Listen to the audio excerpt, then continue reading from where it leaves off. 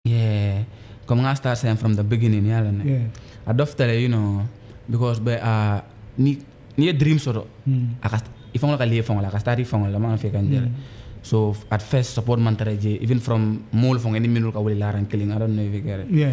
So I got dream sort of I ne from lati from la comme ni mun tell so I got a dream explain more in the phone and they don't understand. Yeah. Don't people be saying but I graduated, yeah, mbota waron dara do la ports boy. Mbe ports for 7 months boy yala ne boy mang employé but minu jele fo but still music ole be je boy yala ne boy ning ST ben affaire yo kono I ain't over yala de ngam fo je kono le boy you will be great crip kada boy just yala I be like yo wulu ngol fo nga do ko fo ngobula yeah and what I menu steering banjul le boy wulu ngol fo nga do ko fo ngobula boy bo tay mo nga do man din tegle like nga ko do man din membulle so ndara mbama ya boy ngay na ko nan kay boy say kay boy ndemeta banjul jande and yalla banjul music boy wala wata baka ta boy andu man ko kam foko ni me tadula long ikamuru iboda da ikamuru ibodla do man understand ya be ki jele so ngay na bula nga muru nga music ko ke qualified teacher be siri jarate mashallah ni atara manke no music ko you would have been a teacher it was the plan music wo da malum nung boy ban fama like it was like okay for a karam follow so ngo kele rek price but for me kabring dinding it was all about music. So, let's talk about the inspiration. Who inspired you to be an artist?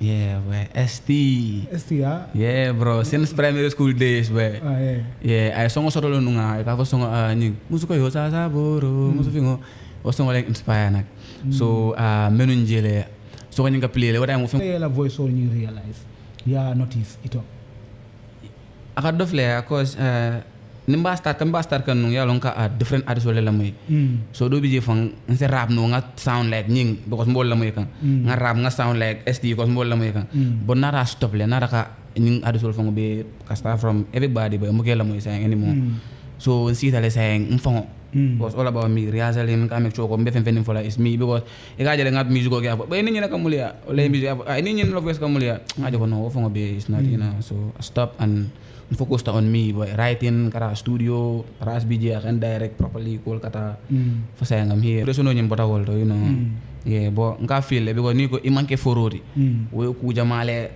umba ma be ganjele ni ko imanke forori ni mo be ko na ya jam fa foronta yalo yo mo fofo yo ko wakele man na ke foronta yalo so I be like yo I be siaring and what I'm going all I see is me making more than nothing like that's all I see but I just want to go out there and do my things so nara nga songo sa fe and the song was dope man songo ni record num at first but songo ni mera na funo ko no le man ke forodi bin in my phone like for 3 months it was on that beat that you download the video nung nga feel like it's different for now ndela sound is more like aka connect like it's emotional man understand hani foro ni ala mo in an emotional state be kumbola so ndela sound mo well amanke all about noise it's about connection yala ne na music go be ni ala mo deeply you feel connected so I feel like it's kind of different for now na mita janale husendara la konsado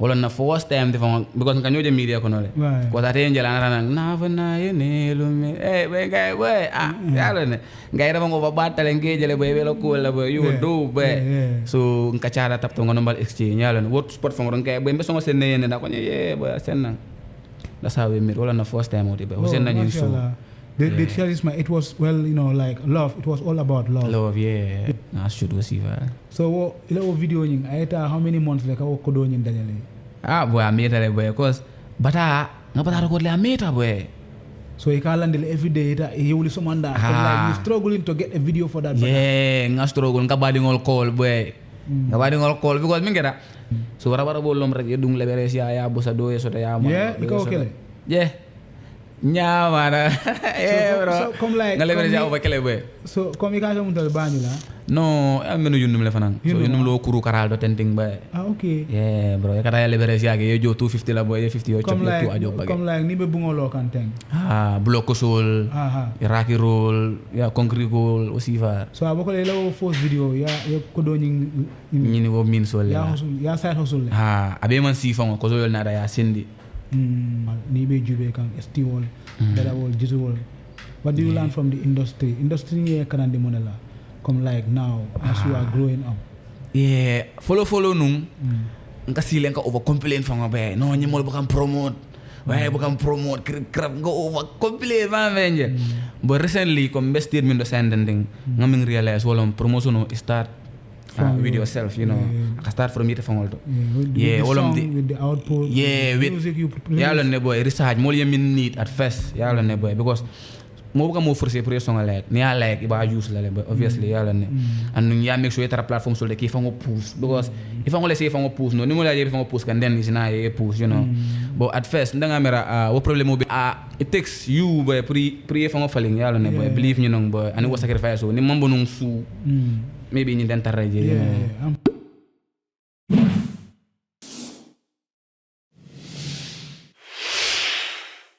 To all the people that are watching this show right now, this is Lura, the ultimate boss in the building.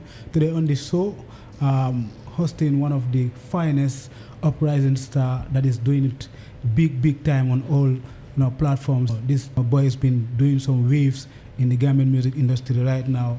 None other than young singer YS in the building. YS. Welcome on the ultimate podcast. It's a pleasure having you, brother. Bro. It's a pleasure being here too. I'm over content, so we're here, man. Yeah, man. So nyari lo iba kulina. Over sound, alhamdulillah. So vibes always nyari. Baka never in the studio cooking, never. Abakaba. Ngaya le ndesol kono imantara easy, you know. You are on the hot. Boy, I've been hungry, boy. Yeah. So how is the feeling, bro? How is the feeling? Yeah, boy, I'm happy, boy. I'm content, seeing people jamming to my sound. Kumi along kung kalala kasibo, understand? So alhamdulillah, you know. Ngana research kile. I've done my little research. Ngajele your music will start 2020 le. Nah, way earlier than that. Yeah, I start like 18 Sifal, 18 Sifal. Nga music will start. So you start in rap le. Yo, hardcore. Hardcore. Yeah, ni mol ko young singer, jamalo young singer di. Yeah, but young singer is a kid, bro, from the streets. Me along ko akaranta graduate but still I have music ko. Man fe kanjele. I stubborn what at that but me here now, young singer la real name, ala uluta mundale. Yeah, young singer to Abdullah Alti. Abdullah born in Brikama, Nyambai, yeah. Okay. Uluta Nyambai, then Nata moved Mbe Banjul, Nkuluta Waldo, Okay. Then from there 2011 Nata Yundum. Okay. Ngana primary school be la Banje, then murunda ko nenge Banjul. Mije ko den nata ko den Yundum ko den right now be Yundum la ko den. So about transition to and fro. Yeah. So like let's talk about your upbringing. Jomale Kulu, Mamale Kulu for how was it like? Mbamani farmer, Okay. First still ibijele alhamdulillah. Yeah. So let's talk about your school days, your school days. What was your normal routine, like your hobbies and everything, in those days, Yeah, but young singer I was a smart kid, in school, sharp, exam overpass, people who know me know that. Yeah, but smart, but I was good in school and stuff. Namul man make a musician cause I was good, Nkaranta mostly in the Bama Wafir Laldi, Nina Batala Moy Ecole Yeah, so Mama Wafir Laldi. So I come to ta school, G school, ta Wafirola study, ta school, G school, ta Wafirola study. It was what a malum football for among malam cause I was not time also because Ikela Melo support them financially. Allah hustle ni ka wala support. Yeah, so how was it like come like in the streets? Come ila fulan tema gal bu ke bully nung like boy ngota kilele bro yalla ne boy so sakan mani be Banjul fanang ñi ñoo kepalo ni wasifa ayo ta ay di jakat krar wadi wa be yeah but is yalla ne boy wala tanam furata jambi because yalla ne honga ko faling man be ganjele yeah so mo process ko no le am falena la inshallah. So school bang iya jomale. Yeah, 2021 then Botaje Ntara College. Ngabang 2023. Yeah, qualified to Jalbe Siri Jarate. Mashallah. Ni atara manke no music or you would have been a teacher. It was the plan. Music or the malum nung boy, but farmer like he was like okay for a karam follow. So ngo kele price, you know. Yeah. But for me, kabring dinding, it was all about music. Yeah. Now let's talk about your style. You know, looking at your style, there is a lot of transition. Like you've said, you've started with hardcore rapping, and some of your songs, like in 2020, I've seen rap songs on your YouTube channel uploaded around that coronavirus time. So let's talk about the inspiration. Who inspired you to be an artist? Yeah, boy. ST. Huh? Yeah, bro. Since primary school days, boy. Yeah, I song solo nunga. I have song nying. Musuko yo sa boro. Musufingo. O song like inspire nak. So menunjele. So when you play, what I'm going to MP3, but I'm yundum. So ni song you play, like I do ting. So in the no yendo, cannot like soul squeeze world. Yeah, Musoje. Ave Yarin Cosano, Yagadi, Ave Vindico, Kemo, Alan. Okay. So what inspiration on that? Because Munung good writer than that debate killing drama, you know, so Cascri source affair even way back. So what inspiration over the world away. So yeah, mashallah. Yeah. Then you started singing on that beat, but you weren't rapping. Yeah, I was not rapping. Now let's talk about your vocal tone. Yeah. Your vocal tone, your voice is one of that, you know, come ila vocal voice mu yalon ko mo mondi yalla moy rek ka fa ijomalo nyinti. Man of understand you have that, you blessed to have that kind of voice. Voice mu yalon ko is a powerful voice. Yeah. Let's talk about your voice. Muntuma le yalla voice so you realize. Yeah, notice it all. Akad dof le cause nimba start kan nung yalon ka different artists wala la moy. So do bije fang nse rap no nga sound like nying because mbol la moy kan. Nga rap nga sound like SD because mbol la moy kan. But nara stop le nara ka nying artists wala fang be start from everybody but mo la moy saying anymore. So nsi tale saying mfang was all about me rehearsing ka make sure ko mbe fen fola is me because e ga jale ngat music ko ga ba ni nyina kamulia ole music ni nyina la voice kamulia ngajo ko no fang be is not, you know. So I stop and focused on me, but writing kara studio, ras BJ I can direct properly Kolkata. For saying I'm here, but in Kasta na kumfang. Yeah. And, you know, believe in when so direction on yung call nkalang ko. Yeah. But so voice on you sound Jamal the first. So new song ngani record le ameta even yung for all ningo sival so Maria les nungko malon nungko nga use ni sound or ano ameta le da. Ameta 3 years still. Nah, mostly like a year or two, okay. Yeah. So in any vocal training, nah, it's just a gift. It's a natural. It's a natural vocal. Yeah. Your voice is nice. Yeah, mashallah. So now coming to your pain game, let's talk about your pain game. Like Foro, Foro, near sound on your lamoy. Like the lyrical content on Foro. Near lamoy is well, you know, scripted. Yeah, man of understand. The man of literature like Karambang. But man dinga kaw come ya script nyame sound on yinga. Come ya leave le bang. Come do you go through it? That the betrayal or everything that you said on the song. Was it there? Well, akitan na le bo nda fa ko inspiration on nyimbo tawolto, you know. Yeah, bo nga feel le because niko imanke forori. We ku jamale umba ma be ganjele. Yeah, ni koy manke forori ni mo be ko na ya jamfa foronta yalo yok mo fofo yokoy wakele man na ke foronta yalo, you know. So I be like, yo, I be siaring and what I'm going all I see is me making more than nothing like that's all I see, but I just want to go out there and do my things. So nara nga song sa fe and the song was dope.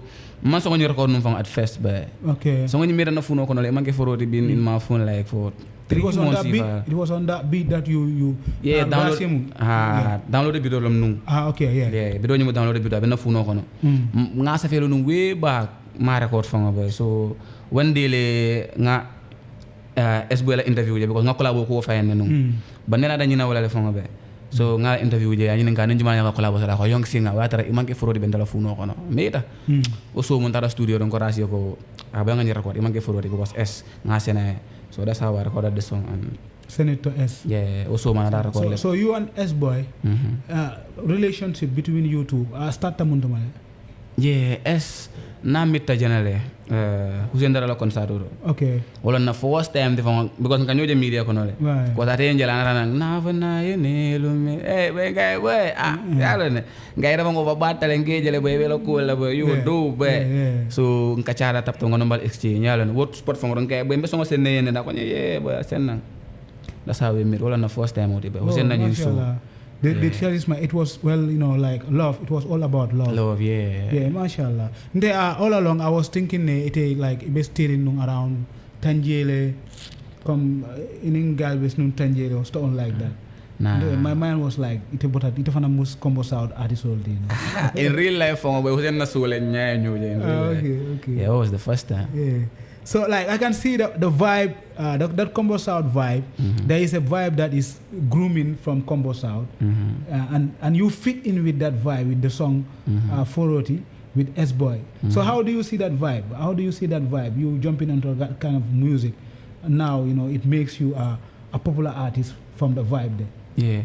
The personally, I feel like it's different from. Yeah. The sound is more like.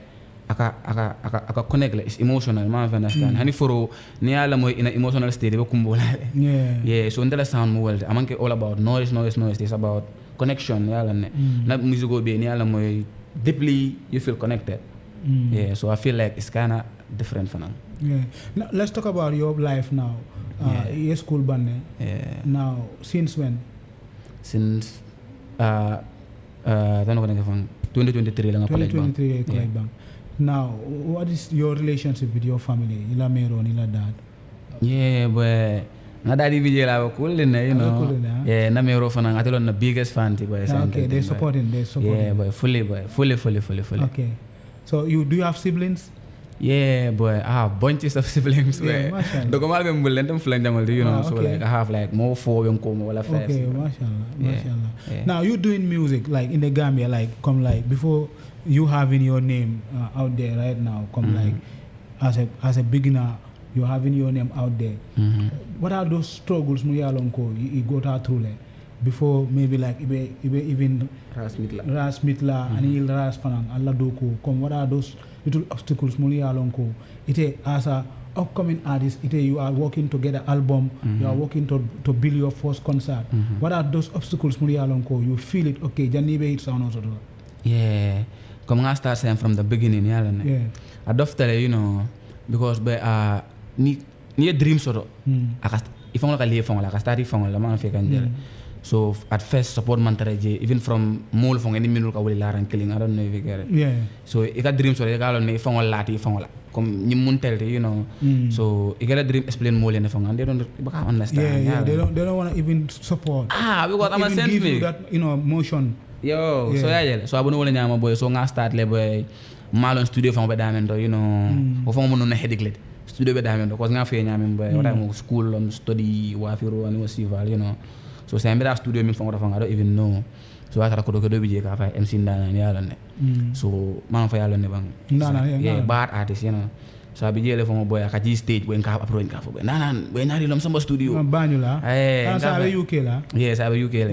Yeah, boy shout out on Dana, nga fa we nanan sama studio da wa ka fa boy ite kay boy baka banata nang ada wandi alo tale sen ka nga break boy sama studio ka bela fa ka so be so ka sa ta ko do ni so ntada ko do ni wala nyama boy tap tawol ko no boy ko do sita boy na tan samba rasia boy wolom ka studio fa ngo find at first was a problem for me because then nung boy men music ma master la nung way back boy because me da ka over kurkur le yeah boy so wolom anim finance fanang sew alhamdulillah I got people stepping in yalla ne boy yeah call be sumur kan dama way back yeah it was hell put nga record fa ngo boy but ras fana nato long ngara ko ndinje free wala me ganjel so ni wakay boy so alhamdulillah yeah now young singer like you've been there since 2018 for sign what do you learn from the Gambian music industry comme ila kebamal ni be jube kan estiwol dara wol jisuwol what do you learn from the industry ye kanande monela come like now as you are growing up follow nung nga silen ka over complain fa nga be no ñi mol bu kam promote waye bu kam promote krap go over complain va venje but recently comme best min do sending nga min realize wala promotion start with yourself I start from it from all all of with the output with music you produce ne boy research mol yemin need at first ne boy because mo buka mo forcer pour song like ni like iba use la but obviously yalla ne and ya make sure tara platform so de ki fa ngo push because if I want to say if I want to push no ni mo la if I want to push kan then is na ye push you know but at first ndanga mera wo problem mo be boy jamal fa wala le koma still yalla ne boy ka si ka fa mo buka na sound no use mo buka push yalla ne but say nga realize le ko amanke mold is you good music more saving feel no wo feel la le man fe ganjere yeah so say nga make sure le boy songo jana fintila na make sure na mo bol follow yeah feel le miming kan at first yalla ne boy and so na fintita ba make sure nga push with everything in me promotion no nga start mfangala ni do ma push jana ba kulle ne bonte ni ma push is a crime cause nothing long yalla yeah so ngole land ko promotion start yourself from even your song the song you did for your mother from that sound I've listened to you then you transition to another song that is you and S boy with the quality that you are giving on your visuals too. Let's talk about that because you got artists Doljele, they normally have a good song, nice sound, but when it comes to visuals, gal buka visual ning, gal buka respect. But ngajele from your mama song, near video nin jube, what time o, bring a video nin bondi. You were not that much big, but then you put out a very good quality video.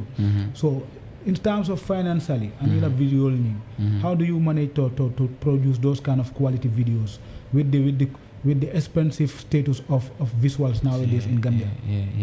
Daftale ya ama easy nak sakama wata mo ekata mo bata the video I like it kotije you know ditula shoot bad you know so wata mo like bo ko doge be mule ka fa ko sidia ava ozil you know afana ko over mako no tan bara fana man strong comme strong nyame so bara bo lom rek yedung lebere ya bosa do so ta ya mo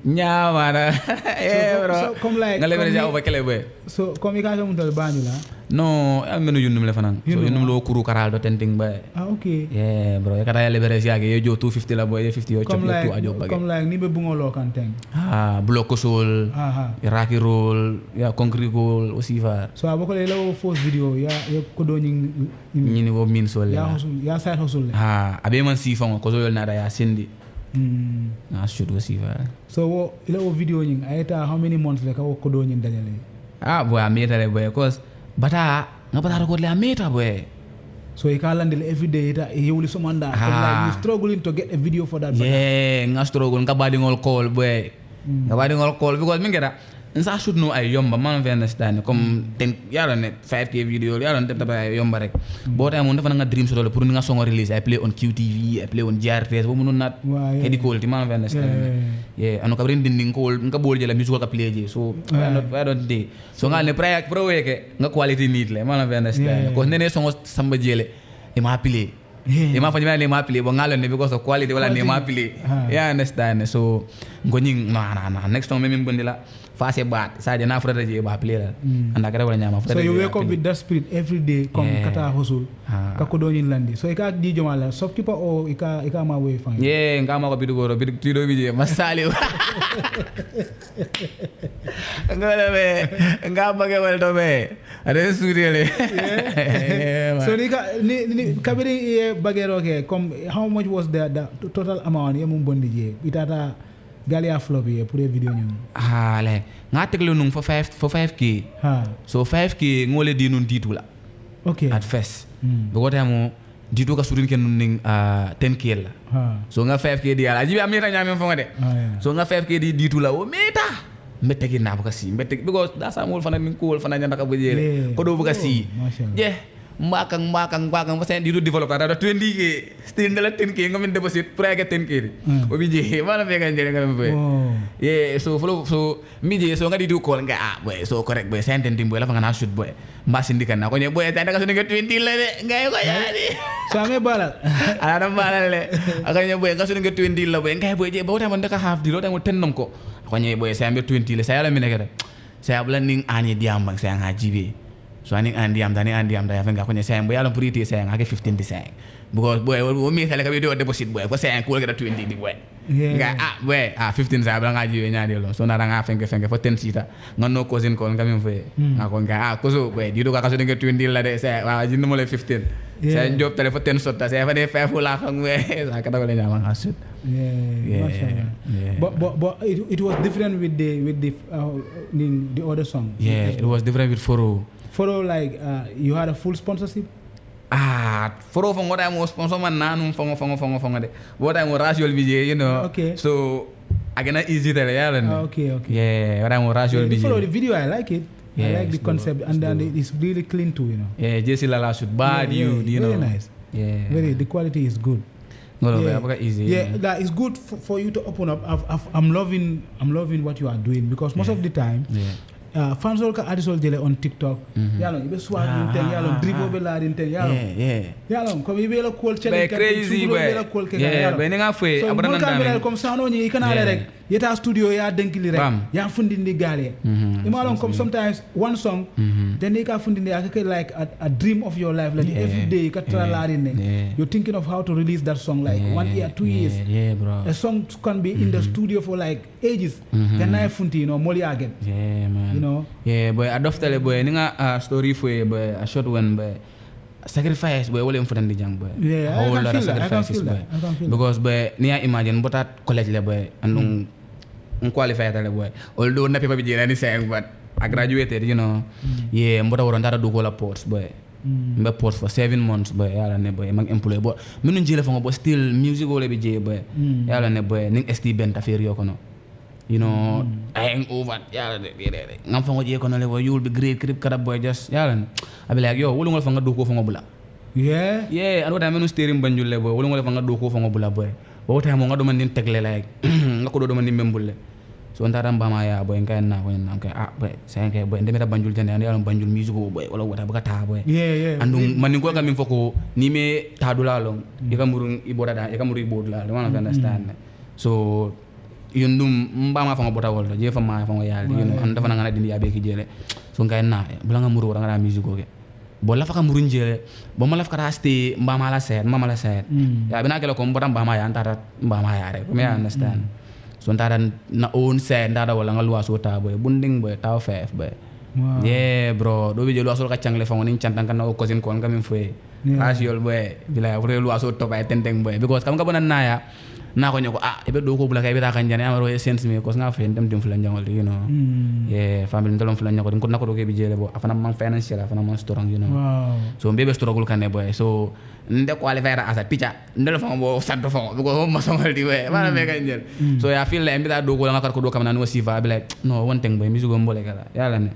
ay dimin ne bo I had to do it lafta wala boy yalla ne boy so the passion you know for you move ta boy ntada yundum boy nga luwa so ta boy bunding bungo over there tele la randing one of understand mije boy barkam nga ba sayet na ko nyoko so ni tada jang say mine kala ngay ko na kana wori November dina wada mo mu like October barka convince ngay November dina te bululal nga fayeten ne boy ngay November dina be bululal boy ako nya ablay ba fakane de bulo krip karab tending kay kana wori bi ko namiro comme over laftan nale and I believe tan nale boy yo over laftan nale de man ke jano fangati boy so kabri nga fay rek ablay ablay yo wala fere day beta kan ka ndara nga luwa so bara malu non ko berente la ko na ala de sonna ngay ko ngara sten na bo le na bo mbalo ndara boy la wandi na on ren boy mbije luwa so fa kan ciok dol bije fa nga boy na bol fa nga fili nya ka fa nya boy boy amere boy ni be dox la boy ngay boy kana worente bulo la le boy wo believe bi jenne boy kon dem mal la le you know yeah bro mi ko believe so la boy so mbije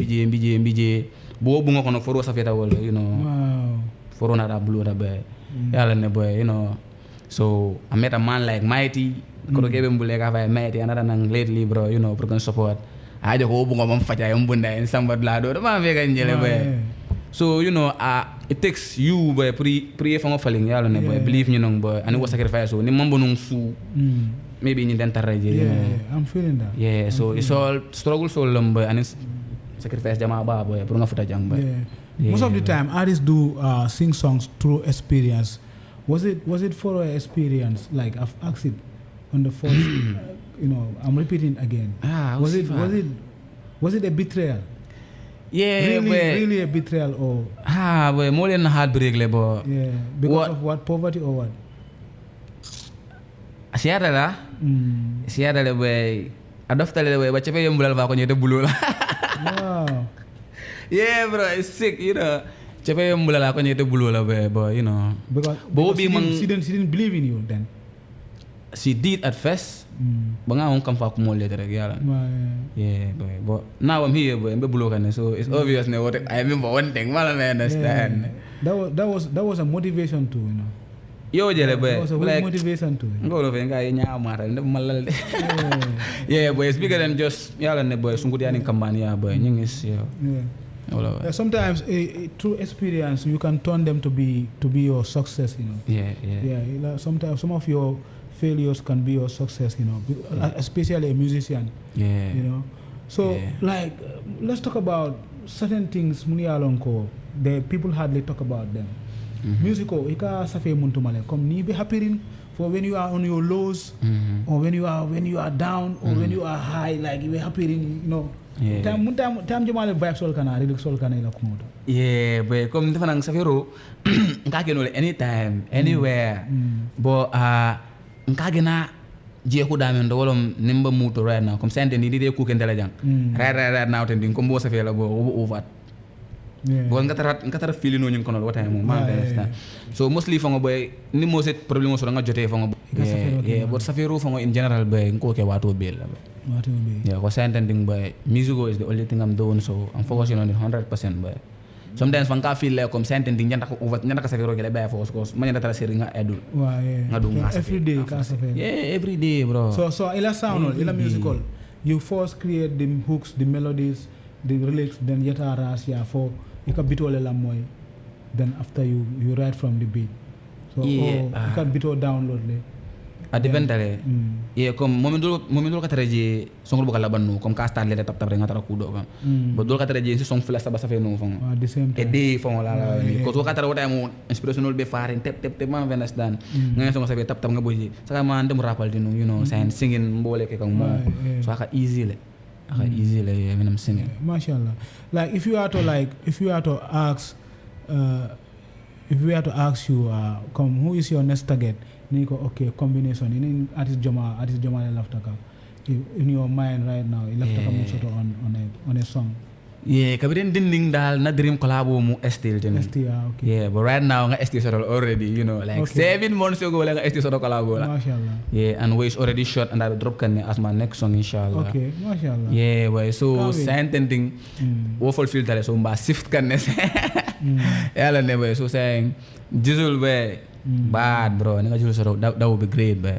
Great. Yeah, that would be great. Now let's talk about your sound. Your sound is more kind of Afro what? Yeah, Afro Manding. Yeah. It's more of Afro Manding. Yeah. Saya mbaka makan na world. Okay. Yeah, ma mix kan every song be drum so kan ni wasival. Okay. Comme live instrumental they play. Okay. Yeah. So let's talk about your relationship with Ras. How is it working with Ras in the studio? Yeah, boy. Ko nga fo nu nyame wada mo ngana Ras ya le fon ko do ba kataraje ba ka record for free. Man fe goja. Sa kata wala nyama boy, you know. Mbiji for saying another ke manager yalo ne boy Ras ko contribute jele a lot boy aka fanyele nyinke because never good listener nyinke adundi tenga finti tenga keteng yo, so literally ndala ka song so make together boy. Yeah, every song for abuko ali ado ko le janning S boy bina lela. Yeah, so for nga do ko le bi nga sen S boy wo studio fon wo so man wo so mo S boy na studio nga basole. Yeah. So like right now, like we expecting a song from you with ST. Yeah. What is the next big thing we are okay, we should expect from S boy, from young singer? Yeah. I have a concert coming up. Imanke Foroti concert. Okay. Yeah, bro. New Yundum Filoto. Okay. 28th of November. Okay. Yeah, bro. Where is big and it from it. Yeah. You know. Yeah, bro. Mashallah. So that is the biggest project for you this year. Yeah. This year is all about Imanke Foroti concert, and I make sure that the project will drop me along. It's sick, boy. I have a song with ST. I have a song with Hussein. I have crazy sounds, bro. Yeah. So why Yundum? Yeah, why not Pinchami? Why not this area, Yundum? Yeah, Yundum Muhudle, you know. Yeah, okay. It's the foundation. Foundation all on primary school, boy. Na bowl be near class, and everything, you know. So it's like there is a huge support there. Yeah, and access or easy la bowl bully. Okay, yeah. To market this so and. Wasiva, and kanana and jifana. Yeah. sometimes it's very important for the artist himself to know your location. Come here dula long, because artist na la dula long. So for ye groom, ye bill, in infant so you grow together. Ale move, move daming.